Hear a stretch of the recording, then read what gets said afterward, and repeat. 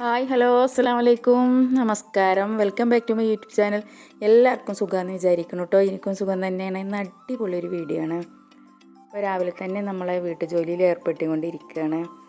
അതുപോലെ തന്നെ ₹1 നമ്മൾ ചിലവഴിക്കുകയാണെങ്കിലും സൂക്ഷിച്ച് ചിലവഴിക്കാൻ ശ്രമിക്കുക.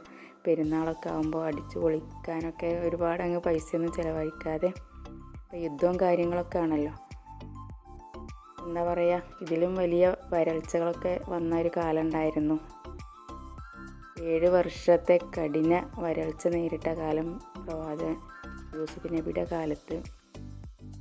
ധാന്യങ്ങളൊക്കെ ഒരു ശേഖരിച്ച് വെച്ച് ആ 7 വർഷവും എല്ലാവർക്കും റേഷനായിട്ടൊക്കെ കൊടുത്ത ചരിത്രമൊക്കെ നമ്മൾ വായിച്ചിട്ടുണ്ടാവില്ലേ. അപ്പം അതുപോലെ ഓരോ കാലഘട്ടത്തിലും നമുക്ക് അള്ളാഹുവിൻ്റെ ഓരോ പരീക്ഷണങ്ങളുണ്ടാവും. അതിൽ നിന്നൊക്കെ നമ്മൾ പ്രാർത്ഥനയിൽ നന്നായി പ്രാർത്ഥിക്കുക. പിന്നെ അതുപോലെ തന്നെ നമസ്കാരങ്ങളിലും ഒക്കെ കുനൂത്തൊക്കെ ഓതാനൊക്കെ ശ്രമിക്കുക. യുദ്ധം പെട്ടെന്ന് അവസാനിപ്പിക്കാനുള്ളൊരു ഇത് അള്ളാഹുവിൽ നിന്നുണ്ടാവട്ടെ എന്ന് നമുക്ക് മഴിഞ്ഞ് പ്രാർത്ഥിക്കുക. അവസാനത്തെ 10 നോമ്പ് കഴിയാനായിട്ടുണ്ട് എങ്കിലും രാത്രിയിലൊക്കെ പ്രാർത്ഥനയിൽ ഉൾപ്പെടുത്തുക എല്ലാവരും.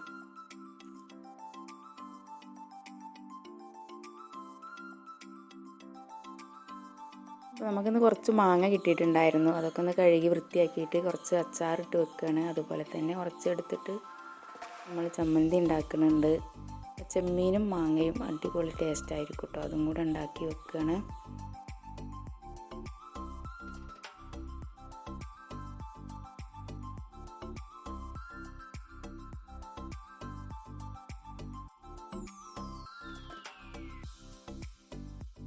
മാങ്ങ നന്നായി കഴുകി വൃത്തിയാക്കിയിട്ട് നന്നായി വെള്ളമൊക്കെ ഉണങ്ങിയതിന് ശേഷമാണ് നമ്മൾ ഇതിലേക്ക് കഷ്ണങ്ങളാക്കി ഇടുന്നത്. പിന്നെ ഉപ്പിട്ട് വെക്കുകയാണ്.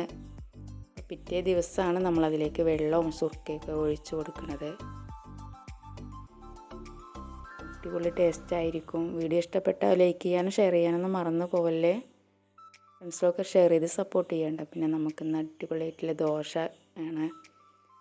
നന്നായി പൊന്തി വന്നിട്ടുണ്ട്. പിന്നെ ചട്നി ഉണ്ട്.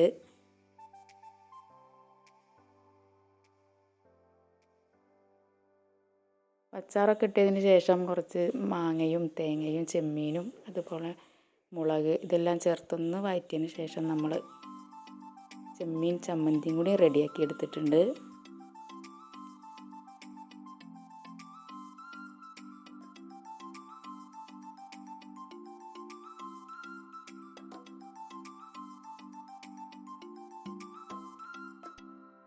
വിറകടുപ്പിലാണ് അധികം പാചകം ചെയ്യുന്നത്. ഗ്യാസൊക്കെ ഇട്ടാൽ നല്ല പ്രയാസമാണല്ലോ. അപ്പോൾ 2-3 ദിവസമായി വിറകുമ്പോൾ തന്നെ നല്ല ജോലിയായിരുന്നു കേട്ടോ. മഴയും കൂടി വന്നാൽ പിന്നെ പെട്ടെന്ന് അതൊക്കെ കേട് വന്ന് പോകും. വിറകൊക്കെ ഒന്ന് മണ്ണിൽ കിടന്നാൽ പെട്ടെന്നത് കേട് ആയാൽ പിന്നെ കത്താനൊക്കെ നല്ല പണിയായിരിക്കും കേട്ടോ.